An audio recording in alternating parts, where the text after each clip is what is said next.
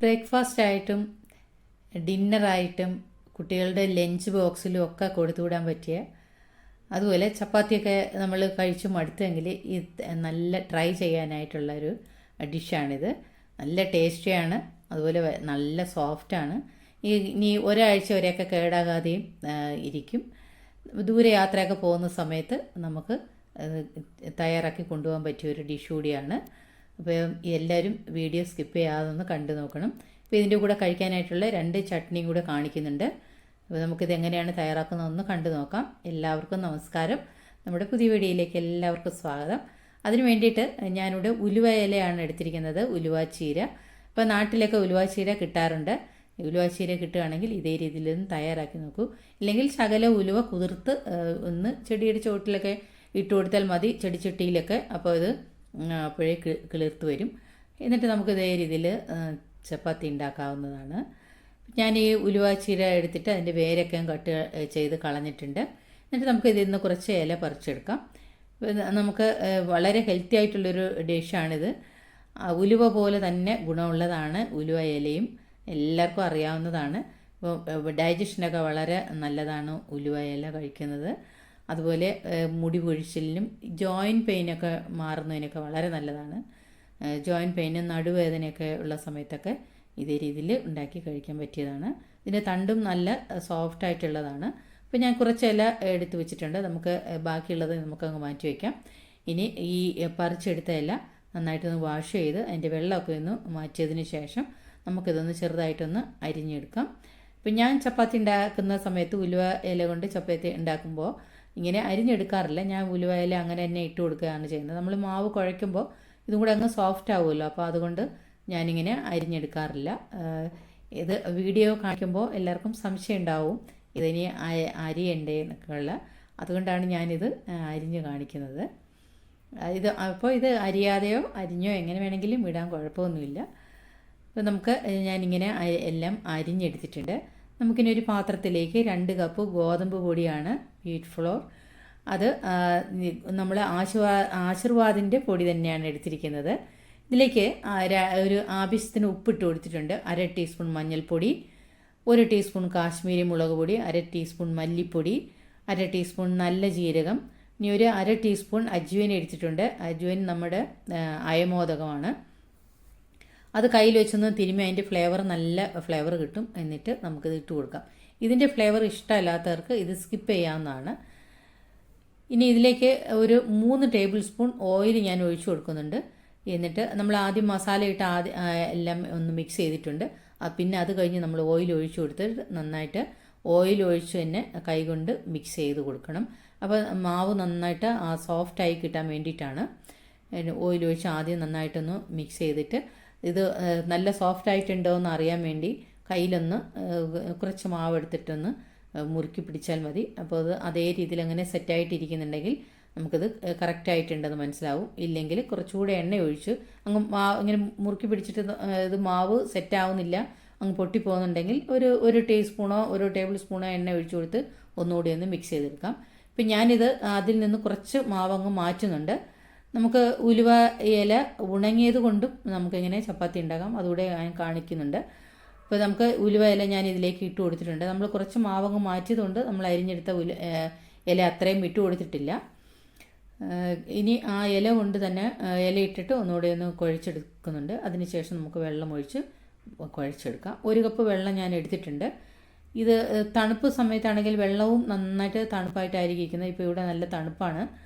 അപ്പോൾ നാട്ടിൽ മഴക്കാലവും അങ്ങനെ തണുപ്പ് സമയമൊക്കെ വരുമ്പോൾ ഇങ്ങനെ വെള്ളത്തിൻ്റെ ആ തണുപ്പൊന്ന് മാറ്റിയതിന് ശേഷം, ഒരുപാട് ചൂടാവാൻ പാടില്ല, ആ തണുപ്പ് ജസ്റ്റ് ഒന്ന് മാറിയതിന് ശേഷം മാറ്റിയിട്ട് ചെറുതായിട്ടൊന്ന് ചൂടായാൽ മതി. എന്നിട്ട് ആ വെള്ളം ഒഴിച്ച് കുഴച്ചെടുക്കാം. എന്നിട്ട് ഞാനിത് റെസ്റ്റ് ചെയ്യാനായിട്ട് മാറ്റി വെക്കുന്നുണ്ട്. ഒരു 10 മിനിറ്റ് നേരം നമുക്കത് മാറ്റി വയ്ക്കാം. നമ്മൾ നേരത്തെ മാറ്റി വെച്ച പൊടിയും ഞാൻ ഈ ബേസണിലേക്ക് ഇട്ട് കൊടുക്കുന്നുണ്ട്. എന്നിട്ട് കസൂരി മേത്തിയാണ് എടുത്തിട്ടുള്ളത്. കസൂരി മേത്തി ഈ ഇല കിട്ടാത്ത സ്ഥലങ്ങളിൽ കസൂരി മേത്തി ഉപയോഗിച്ച് നമുക്ക് ഇതേ രീതിയിൽ ചപ്പാത്തി തയ്യാറാക്കാം. നല്ല ഫ്ലേവറും മണവുമാണ്. ഉലുവ ഇലയുടെ പച്ച ഇല ഇടുന്നതിനെക്കാട്ടിലും ഉണങ്ങിയ ഇല ഇടുമ്പോഴാണ് അതിന് കുറച്ചും കൂടെ നല്ല ഫ്ലേവർ കിട്ടുന്നത്. അപ്പോൾ എല്ലാ സൂപ്പർ മാർക്കറ്റിലും മോളുകളിലും ഒക്കെ വാങ്ങാൻ കിട്ടും. വാങ്ങിച്ചിട്ട് ഇതേ രീതിയിൽ തയ്യാറാക്കി എടുത്താൽ മതി. അപ്പോൾ ഞാൻ ഇതും റെസ്റ്റ് ചെയ്യാനായിട്ട് മാറ്റി വയ്ക്കുന്നുണ്ട്. ഇത്രയേ ഉള്ളൂ. ഞാൻ ഇനി ഇത് പ്രോസസ്സ് ചപ്പാത്തി ഉണ്ടാക്കുന്നതെല്ലാം ഇനി സെയിം ആണ്. അപ്പോൾ ഞാൻ ഈ ഉലുവ കസൂരി മേത്തിയും ഇട്ട് ഉണ്ടാക്കാമെന്ന് കാണിച്ചു എന്നേ ഉള്ളൂ. നമ്മളിതിനു വേണ്ടി ഗ്രീൻ ചട്നി ഉണ്ടാക്കുന്നുണ്ട്. കുറച്ച് മല്ലിയില, പുതിനയില, ഉപ്പ്, പച്ചമുളക്, പീനട്ട് 2 ടേബിൾ സ്പൂൺ, ഒരു ചെറിയൊരു കഷ്ണം സവാള അരിഞ്ഞത്, നാരങ്ങ നീര്, ഇനി ഒരു 1/2 ടീസ്പൂണോളം പഞ്ചസാര, അരച്ചെടുക്കാൻ ആവശ്യത്തിന് 2 ടേബിൾ സ്പൂൺ വെള്ളം ഒഴിച്ചു കൊടുക്കുന്നുണ്ട്. അരച്ചെടുക്കുമ്പോൾ വെള്ളം വേണമെന്ന് തോന്നുവാണെങ്കിൽ കുറച്ചുകൂടെ വെള്ളം ഒഴിച്ചു കൊടുക്കാം. എന്നിട്ട് നമ്മളിപ്പോൾ അരച്ച് മാറ്റി വെച്ചിട്ടുണ്ട്. ഇനി തൈര് കൊണ്ടാണ് നമ്മളൊരു ഇത് ചട്നി ഉണ്ടാക്കുന്നത്.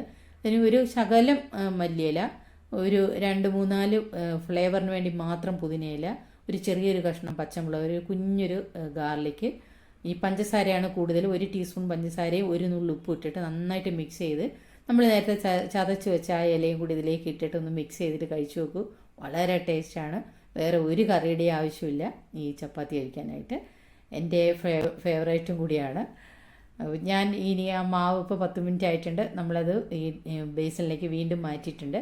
ഇനി മുകളിൽ ഒരു ശകല എണ്ണയൊന്ന് ഒഴിച്ചു കൊടുക്കുക. 1 ടീസ്പൂണൊന്നും വേണ്ട. അതൊന്ന് ഒട്ടിപ്പിടിക്കാതിരിക്കാൻ വേണ്ടിയിട്ട് ഒരു ശകല എണ്ണ ഒഴിച്ചു കൊടുത്തിട്ട് നമുക്കതൊന്ന് മിക്സ് ചെയ്ത് ഒന്നുകൂടി ഒന്ന് കുഴച്ചെടുക്കാം. അപ്പോൾ നല്ല സോഫ്റ്റായിട്ടാണ് ഇരിക്കുന്നത്. ഇനി നമുക്ക് ഇത് ഞാൻ ഈ കസൂരി മേത്തിയിട്ട് കുഴച്ചതുകൂടെ ഒന്ന് കാണിക്കാം. അത് നന്നായിട്ട് സോഫ്റ്റായിട്ടുണ്ട്. ഇപ്പോൾ നമുക്ക് ചപ്പാത്തി എല്ലാം ഇനി ബാക്കിയെല്ലാം സെയിം ആണ്.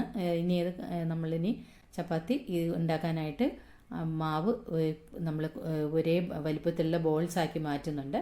അപ്പോൾ നമുക്ക് ചപ്പാത്തി ഉണ്ടാക്കുമ്പോൾ ഒരുപോലുള്ള ചപ്പാത്തി കിട്ടും. അതിന് വേണ്ടിയിട്ടാണ്. എന്നിട്ട് നമുക്ക് ഇനി ഇത് പരത്തിയെടുക്കാം. റൊട്ടിപ്പലകയിൽ വെച്ച് ഒന്നുകൂടി ഒന്ന് റൗണ്ട് ഷേപ്പിലാക്കിയിട്ട് നമ്മൾ പൊടിയിൽ മുക്കി, ഗോതമ്പ് പൊടി ഞാൻ മാറ്റി വെച്ചിട്ടുണ്ട്, അതിലേക്ക് മുക്കിയിട്ട് നമുക്കിത് പരത്തിയെടുക്കാവുന്നതാണ്. ഇനി റൊട്ടി കമ്പ് വെച്ചിട്ട് ഒരുപാട് ബലം കൊടുക്കാതെ പരത്തിയെടുത്താൽ മതി. ചപ്പാത്തി പരത്താൻ എല്ലാവർക്കും അറിയാവുന്നതാണ്. അറിയാത്തവർക്ക് വേണ്ടിയിട്ടുണ്ട്. കുട്ടികളൊക്കെ ഉണ്ടല്ലോ, ബാച്ചിലേഴ്സ് ആയിട്ടുള്ളവരുണ്ട്. അപ്പോൾ അവർക്കൊക്കെ വേണ്ടിയിട്ടാണ് പറയുന്നത്. അപ്പോൾ ഇത് ബലമൊന്നും കൊടുക്കാതെ ഒന്ന് പരത്തിയെടുത്താൽ മതി. അപ്പോൾ എന്നിട്ട് ഇങ്ങനെ പരത്തിയെടുക്കുമ്പോൾ ഇത് പലകയിൽ ഒട്ടിപ്പിടിക്കുന്നുണ്ടെങ്കിൽ ശകലം കൂടെ പൊടിയൊന്ന് ഇട്ട് കൊടുത്തിട്ട് നമുക്ക് പരത്തിയെടുക്കാം. ഇനി നമ്മൾ ചപ്പാത്തിയുടെ അതേ വലിപ്പത്തിലും അതേ കനത്തിലുമാണ് നമ്മൾ പരത്തിയെടുക്കുന്നത്. ഇനി ഞാൻ തവ ചൂടാവാനായിട്ട് വെച്ചിരുന്നു. ഇപ്പോൾ നന്നായിട്ട് ചൂടായിട്ടുണ്ട്. നല്ല ചൂടായി കിടക്കുന്ന തവയിലേക്ക് വേണം ഇട്ട് കൊടുക്കേണ്ടത്. ഇതിൻ്റെ ചൂട് അതനുസരിച്ച് ക്രമീകരിച്ച് കൊടുക്കുകയും വേണം. ഇത് ഫ്ലെയിം കൂടി ഇരിക്കുകയാണെങ്കിൽ ഈ തവ ചൂടായി കഴിയുമ്പോൾ ഇതൊന്ന് മീഡിയത്തിലേക്ക് ആക്കി കൊടുക്കണം. എന്നിട്ട് ഇത് ഇട്ട് കൊടുത്ത് ഒരു ചെറിയ ബൗൾസൊക്കെ വരുമ്പോൾ ഇതൊന്ന് തിരിച്ച് ഇട്ട് കൊടുത്തിട്ട് എണ്ണ ഒഴിച്ച് വേണം ഇത് ചുട്ടെടുക്കാൻ. 1 ടീസ്പൂൺ വരെ എണ്ണ ആവശ്യമായിട്ട് വരും ഒരെണ്ണം ചുട്ടെടുക്കാൻ വേണ്ടി. എന്നിട്ട് കുറച്ച് എണ്ണ അതിൻ്റെ മുകളിലും തൂത്ത് കൊടുത്തിട്ട് നമുക്കിത് തിരിച്ച് മറിച്ച് വിട്ട് ചുട്ടെടുക്കാം. ബ്ലാക്ക് ഡോട്ട്സൊക്കെ വരുമ്പോൾ നമുക്കിത് എടുത്ത് മാറ്റാവുന്നതാണ്. ഇപ്പോൾ കറക്റ്റായിട്ട് ഇത് വെന്ത് കിട്ടിയിട്ടുണ്ട്.